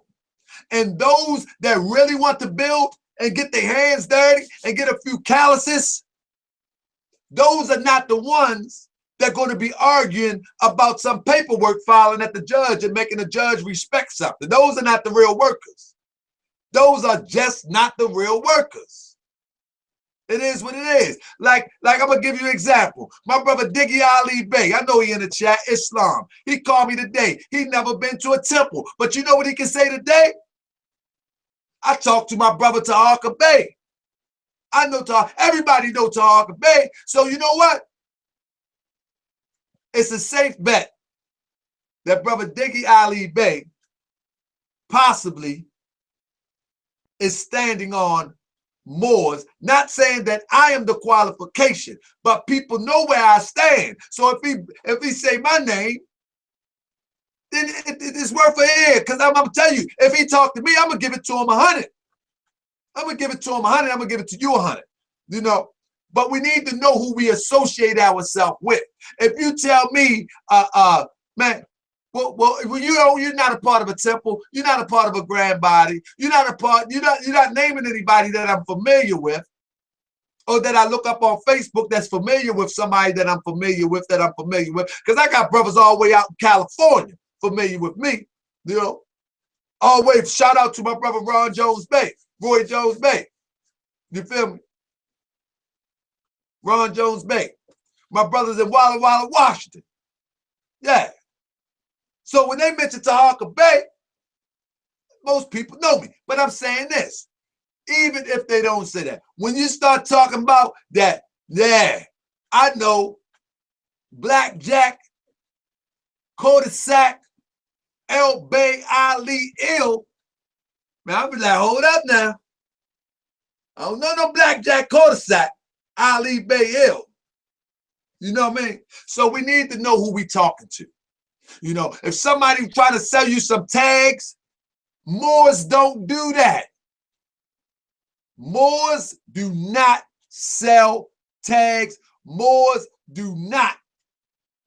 And I say it again, do not offer anybody any services that takes you out of the law of registering your vehicle and driving without a license. Can I touch on something real quick? Yes, sir. Ask yourself this question. You go to any other nation, any other country, right, to become a citizen or be a citizen of that country, of that nation. Yes, sir. do they give you, first of all, do they give you like a whole bunch of affidavits and some plates in a folder, and then charge you thousands of dollars, and then give you a pat on the behind and say, just have at it? You understand what I'm saying? In other words, since when is the rank and file lay citizen of anybody's nation responsible for doing things that the government is supposed to provide in terms of service for its citizens? When does that happen? So you look real crazy talking about, oh, I'm selling plates. Selling plates? Yeah. Like, yeah. And you know, the sad part is that we go for it. Right. The sad part is that we go for it, and then when we get pulled over, we want to challenge the very people that we supposed to go and be in accord with getting the plates from, which is the government of the United States. You know what I mean? Which is the local government. But we'll start quoting some national law, some federal mandate, or some federal law from 1865 to try to challenge a local law, a state law rather. Right. You know, and we need to stop this. We need to really stop this. We can't build nothing arguing about this pettiness. We can't build anything. And nobody want to call in. Nobody want to call in. So everybody good with this. So now I want to engage you for a minute, Brother Sharif. Anything else you want to go with before we switch gears real quick? I just want to, you know, again, emphasize that a lot of that stuff that we talked about up to this point is stuff that we literally got from European organizations, that if these same organizations, that if they had it their way today, our people would be back in physical change tomorrow. And I can tell you firsthand, you know, in some of the law enforcement officials that we've spoken with, they're kind of puzzled because all their training on this stuff initially started with, you know, radical right-wing Europeans with this whole sovereign thing. Now they're like, but wait a minute. How are these fez-wearing Asiatics talking the same stuff, getting it from these same people who don't like them at all, who actually hate their guts, and they're sounding like them now? So now we're turning our sights from these crazy Europeans to these dudes. Yo, it's crazy, bro. Islam. And I'm looking, and nobody, man, that's a good thing, man. We got a smart audience. We got an intelligent audience. We have an intelligent audience because I haven't seen anybody challenging this. And you can't, and if you do challenge this, you're going to sound real foolish. Because as I said, I know the workings of the prophet. I'm not trying to guess Prophet Noble Drew Ali no more. I'm not trying to figure out more science no more. I actually know it. I'm talking about the doctrine of Prophet Noble Drew Ali. There's still much wisdom to be learned. Don't get it twisted. I'm not infallible. I still make mistakes.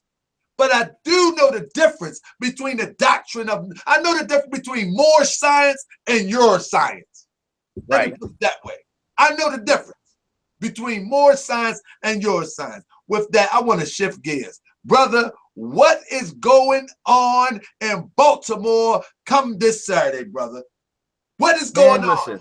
What is going on in Baltimore Saturday? I need y'all to listen, family. Listen up. Come on, my brother. We got the third Ali's Men, Moorish Men's Brotherhood Summit coming up this weekend, this Saturday, November the 5th. You want to be in the building. You want to be in the building. We got, and see, in addition to the keynote speaker, which is the renowned Dana Marnici, in addition to that, we're going to be outlining, we're going to be doing a number of workshops and breakout sessions where we're literally putting real plans on the ground for Baltimore and abroad, and real plans of action, that is. One of them will be, Operation Proclamation's plan and implementation to end police brutality. In other words, we are going to show you how to do it. That's it, from beginning to end. Now, shout out to my brother and comrade and Ali's men comrade here in Syracuse, New York, Counselor Khalid Bey, who just put something like this in motion regarding use of force policies for law enforcement. Already, people are talking about making it a nationwide thing. His appeal to government. As a matter of fact, I believe his appeal went all the way to Washington, D.C. So we will be presenting this as well this upcoming weekend. But it just hit, as a matter of fact, it hit the news. Matter of fact, I'm going to try to put the link to the news article in the chat. I'm going to try to do that as we speak, brother. Go ahead, peace. Islam. And I want to let everybody know that this coming, we convening in Baltimore on the 4th.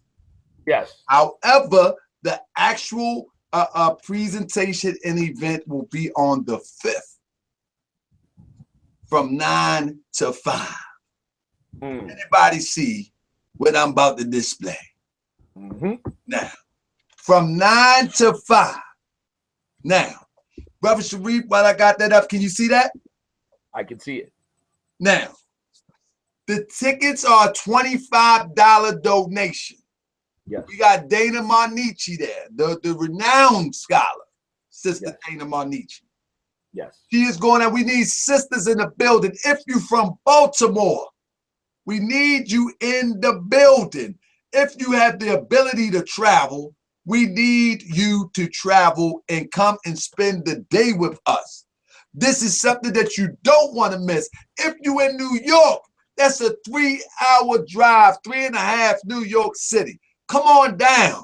We like the Brooklyn Moors. Come on down, Kareem. Yes, sir. Come on, Kareem. Bring your temple down, Kareem. Yes, Sister, from 34, come on down. Spend the day with the family. Let's talk about some things. But brother Sharif, what is let's talk about the agenda. Let's talk about the agenda. When we get started, let me tell y'all something too. Hold on. Let me start screen share. This is a moment. Let me tell y'all something. Family, look. My brother Tunica Hill. Shout out to my brother. My comrade. Yes, sir. Superman. Super Boss.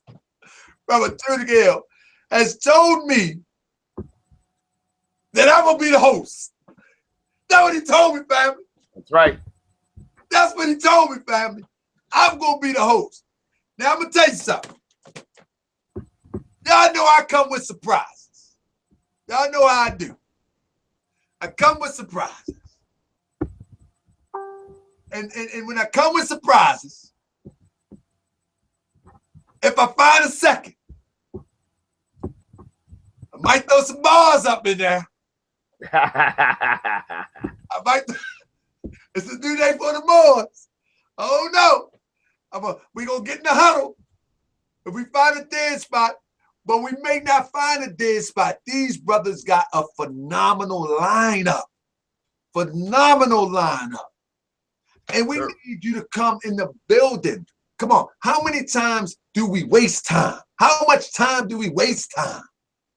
Brother, can you see my screen? I got it up. I want everybody to. There you go.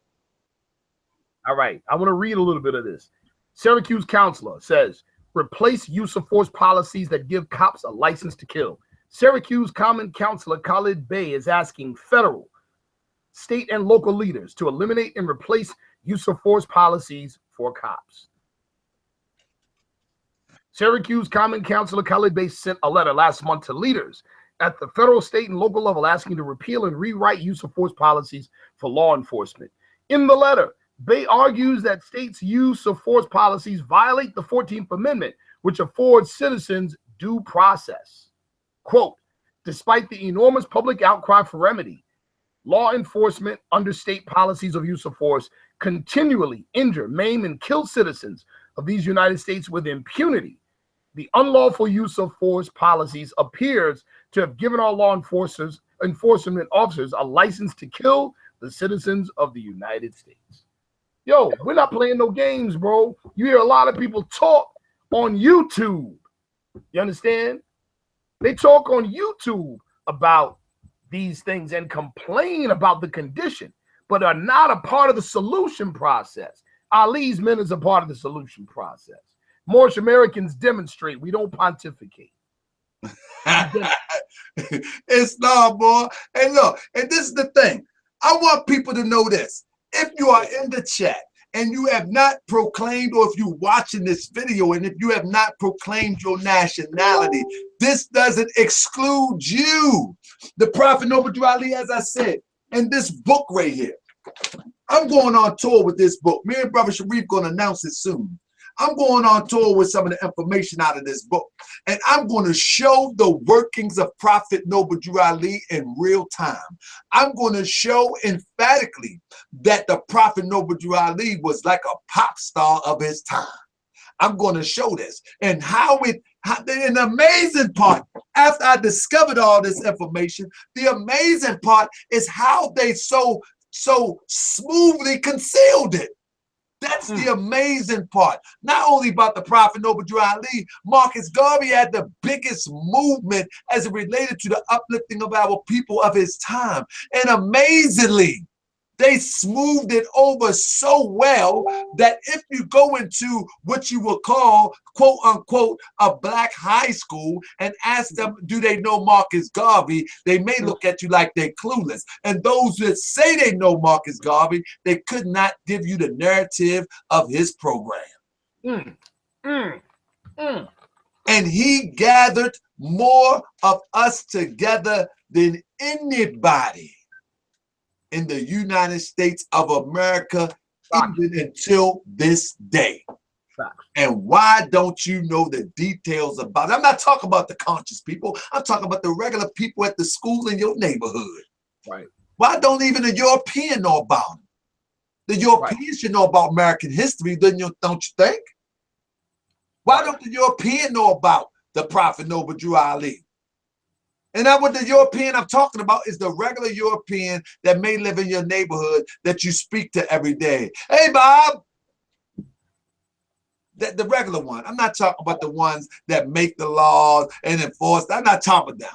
I'm talking about the ones where you say, man, that's a harmless European. He's taking his trash out just like you take yours out. All he want to do is pay his bills and kiss his dog in the mouth and have a good old day. Maybe crack a Budweiser. He's a regular old European. Why don't he know about the Prophet Noble Ali? Well, that's what me and my brother Sharif is going to do. I want my brother Sharif to bring out the missing files of April 10th. I'm telling you, that's what I want him to do. I want, and you know what? My brother from Texas asked me about that. Will he? When will he release the PowerPoint that he didn't release? I said, brother, I'm trying to get that brother to go on tour with this. I'm trying to get that brother go on tour with this one. And so if he does, and we get things going on by the end of this year or the beginning of next year, I'm telling you, Sharif Bey is going to give his portion on Prophet Noble Ali being the pop star of his time. What do I mean by that? Just popular. That's right. Just popular. He was super popular. Everywhere he went, they knew about him. Politicians, big politicians, invited him places. That's right. He was the big deal. And I want my brother Sharif come back with the lost files of April 10th. But with that being said, brother, can you give us a brief line and genealogy of what's going to happen on Saturday? Some of the great things that are going to happen on Saturday is here's one treat, right? You know, one of the beautiful things about our sister Dana Marnichi, and this is going to sound weird to some of you. One of the beautiful things about our sister Dana Marnichi is she does not identify herself as a Moorish American or as a Moor.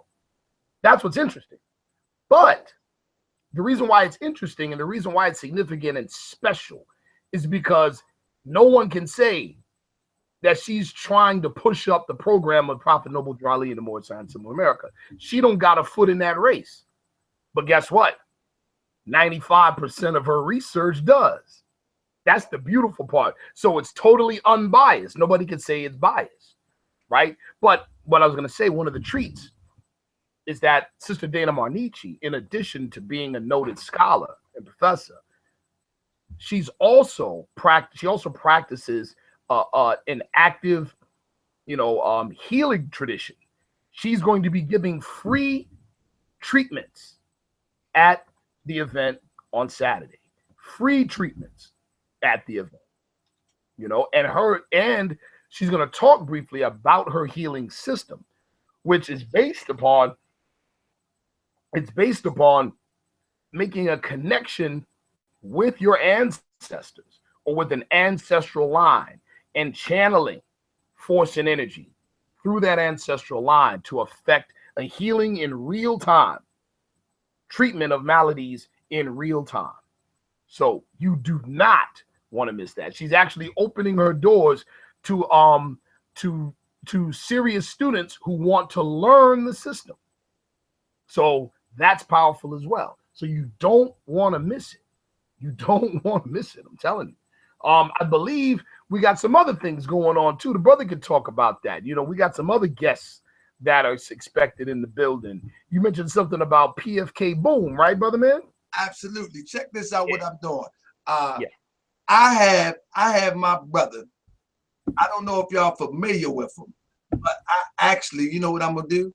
I'm gonna actually bring him up real quick. Yeah. Because I want y'all to get what is going on. Because we working. So hold me down for a second. Let me rig this up real quick, brother. Yes, sir. Yes, sir. So what I'm trying to do, I'm trying to get to one of my videos, and a lot of people may haven't seen it, but I'm going to pull this video up real quick, and I want to show you that my brother, I'm going to have him in the building. I'm going to have him in the building. I'm going to have my brother, Big Wolf. Big Wolf, I know you watching.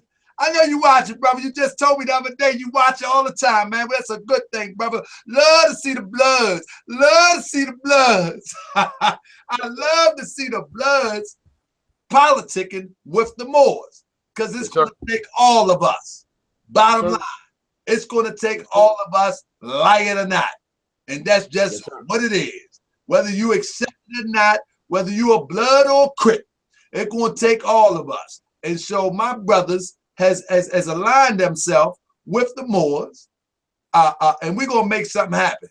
We're going to definitely make something happen. But I'm going to show you this video real quick.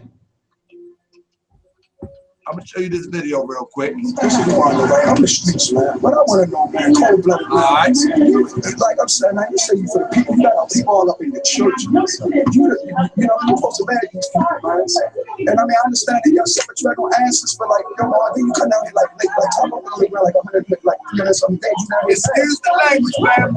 Don't come. Wait till different time. Don't want you know, man. Don't say, like you don't know really what you want out the streets.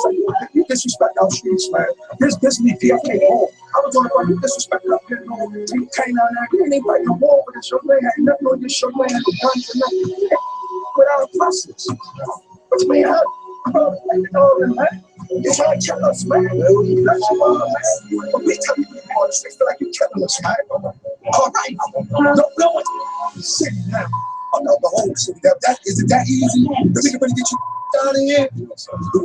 Check this out, man. Don't come nowhere down here no more. Wherever PFK boom, man, don't come. I know you just right there, man. I know you go TV and all them. I know you before it seems like all that. Get your hands, man. Don't come out here no more. Boom, say. Me, as a man, the streets don't want you here. I'm speaking for them. So we see you here. So you say you won't come on, mama. no more, right? Don't bring your ass down here no more. I mean it, yo. On my kids, yo. Cause you disgrace my golden out guarding an angel for Satan. No, cause you damn sure ain't guard me, nigga. Get the out of here. But you clown. And power what, nigga? But what I want to say, family, is that this brother here is my brother. This brother here is my brother. Whether you agree with his approach or not, he is my brother. He's going to be in the building, you know, and what he is doing is he is going to bring his 300 gangster squad to help me politicize my district. I'm going to bring the Moors with his squad, 300 gangsters, and we're going to politicize his district. Y'all seen the brother Khalid Bey? Well, Khalid Bey got into office because they politicized the neighborhood, meaning this, they got people to vote for Khalid Bey, whether they knew him or not, but they showed the people that Khalid Bey has their best interests for them. Right. Khalid Bey is in office. And you read the article, and the rest is history. And the rest is history. That's right. So this is what my brother is doing. My brother is on the front line. That was Pastor Jamal Bryant with the biggest church in Baltimore. He has the biggest church in Baltimore. They cool now because they came to some common ground. But this is PFK Boom. Right. He's going to bring the G's to knock on doors. I'm going to bring the Moors to knock on doors and say, this is your candidate. Next election cycle, we're going to have 2 of our candidates in at least minimum 2 districts in Baltimore. Minimum. So you'll be there. My brother Big Wolf be there. Big Wolf don't do a lot of talking, and I'm glad because Big Wolf always like talk about breaking somebody's neck if they act fool. And I love my brother Big Wolf, but Big Wolf he say he ain't got a lot of words. He do a lot of stuff. He ain't got a lot of words. But PFK Boom will be there. I'm gonna try to grab a few words from him because the brother is very insightful and very on the front line. I'm gonna tell you one thing he said to me. Yes. This is my brother PFK Boom. He says that, Brother Shahaga, you ever think about this? People that's in the county jail, they don't even vote, but they haven't even been convicted of a crime yet. People in the city jail, they don't even vote, but they haven't been convicted of a crime yet. They're just awaiting trial. We need to find a way to get them to write in their vote. Yes. Correct. This is y'all look at him at that video right there and say, whoa, make you cringe if you're a Moorish American. If you're over 55 Moorish American, I know you cringed a little bit. But listen to what he said out of his mouth. These are millions of votes that has gone to waste every election season. They wasted every election season. If we had a candidate, that could be the icing on the cake vote. Correct.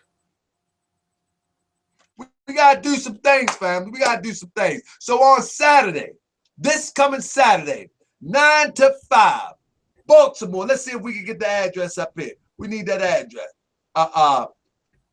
Let me see if I can get the address. The address is, give me 1 second, family. We're going to get this address up here. Tickets on sale now, too. I think you can get them everbright.com, if I'm not mistaken. Yes. Everbright.com, you can get the tickets. Now, here we go. There we go. I want y'all to look at this right now. I know y'all say, yeah, I got to. Something wrong with me. I'm just excited about more signs. You know what I mean? Just excited all the time. I can't turn it off. I can't turn it off. It is what it is. But anyway, I want y'all to look at this real quick and look. Okay, so the address is right here. I'm gonna leave it there for a minute because this is the address. But I'm telling you, if you get in town on Friday, call this hotel to get a room. But if you can make it Saturday, if you can't make it at 9 o'clock in the morning for the opening, try to at least get there by noon, minimum by 10 o'clock. Maximum by noon. We don't want you to miss nothing. You know, come on. What's a tank of gas and $25? You're gonna walk away with something. And ain't nobody pressed but your $25. Because if you don't have $25, I sneak you through the back door. But you better not tell on me. Because we don't believe in that snitching stuff. You follow me? Yeah. Don't you tell on me. I sneak you through the back door. Now, so I'm saying, right here is the address. Right here. This is the time. Ali's Men Third Brotherhood Summit to promote and encourage Moorish brotherhood and strengthen the relation that binds us to love and unity. We need you in the building, family. If you in Baltimore, we need you there. Come hang out with me. I'm going to act a fool a little bit. I'm going to do some things. All right? So look, I think what I'm going to do is I'm going to try to sneak a song and see. Brother Sharif said peace and love. He had to step out real quick. But I think I'm going to try to throw a song up in there. I got a few songs I got to get off my chest. You know, we're gonna talk some stuff. But what I want to do is this. I want everybody to know that Moorish science is the call of the day. The science of life. You don't have to run and try to be a super Moor. Just think. Use your brain. Let's make this happen. You know, let's just make it happen. Real talk. Let's just make it happen. Hopefully I see y'all at the summit. If you are in Baltimore, let's go. Let's go if you are in Baltimore. You know what I mean? Let's go. Let's make something happen. Not playing. We got to make something happen. You know? And with that, I'm going to say peace and love, family. Let's see who in the chat. Who in the chat? Holla at your boy. Holla at your boy. War ready. War ready. Let me throw my beat that I'm going to use. I'm practicing on this beat, right? Hold up. Stop it. I'm practicing on this beat, all right? Be nice. All right. I'm practicing on this beat. All right. Check. Let me get them run. Oh, yeah. Lease 1 beats, get 3 beats free. Hey, yo, who got them beats? Check. Who got them beats? Come on. I need y'all to get that hold up. Family, I need y'all to get that Periscope account.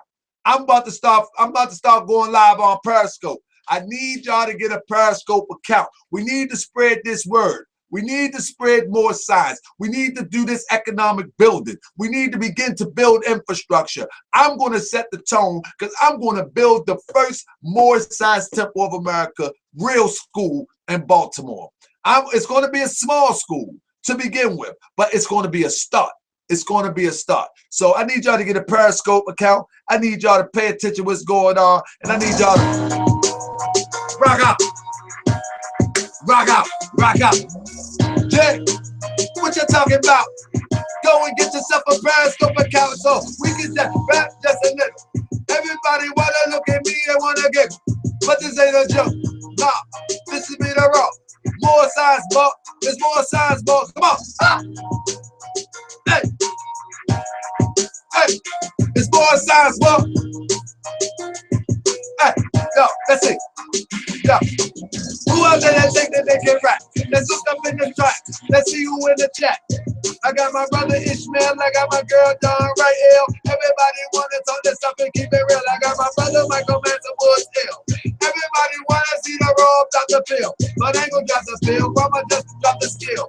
Got my boy I kill, babe. Oh yeah, I kill. Well I will, Allah will, and mine is one. You think you're hot? I say you're not. I'm the son, I'm the one. Ask anybody, I be spitting. And I never be forgetting. Good riddance. Shout out to my brother PFK. I do this every day. I be spitting them rhymes. I be dropping them lines. Everybody, they be frontin' like it really ain't mine. They be acting like that boy too old. Nah, I ain't too old, it's just my soul. Keep on spitting and I'ma never be quitting. So you can say what you want. Cause yo, I'm just forgetting everything you ever said is in my head. I got the Holy Quran and I put them on the bed. I be spitting that, and I be getting that. Y'all be hollering at the boy and I be getting back. Ah! Dip, dip, dip, yo, dip. Let's start out, let's start out. Dip, dip, dip, dip. Who wants to battle the kid? Tell me what to battle the kid. Tell me what to battle the kid. Tell me what to battle the kid. I said to goodness, I'm on up on them on the bed. I said to goodness, keep on looking so good. I be saying things, you be thinking, but no, I'm not. I be hot, all right. I be hot, all right. Yeah, let's knock out. Let's go. All right, come on. Y'all ready? Y'all ready? Come on. Let's go. Yeah, let's go.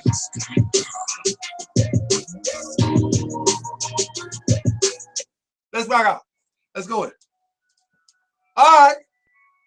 All right.